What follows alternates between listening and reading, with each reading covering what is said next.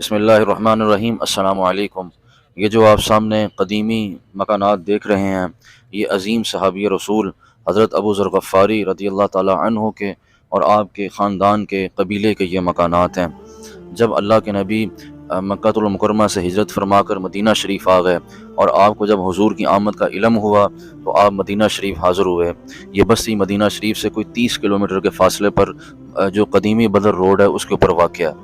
جب آپ مدینہ شریف گئے تو آپ نے اسلام قبول کیا اور حضور پاک کے ہاتھوں پر بیعت کی اور آپ صحابی بن گئے۔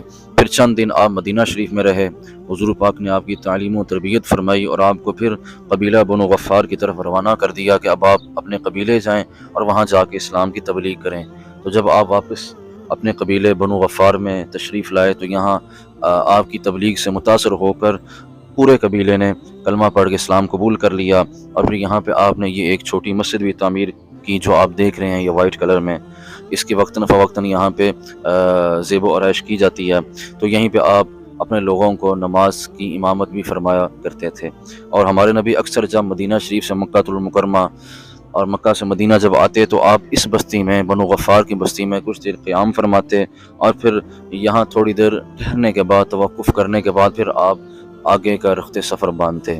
تو اس لیے یہ جو بستی ہے اس سے نبی کریم صلی اللہ علیہ وآلہ وسلم کی نسبت ہے، اور آپ یہاں پہ اکثر تشریف لایا کرتے تھے۔ اور حضور پاک کا فرمان ہے، آپ صحابہ کو فرمایا کرتے تھے کہ جب تمہیں کسی مسئلے میں ابہام پیدا ہو جائے، کوئی شکوک و شبہات پیدا ہو جائیں، تو حضرت ابو ذر غفاری رضی اللہ عنہ سے پوچھ لیا کرو۔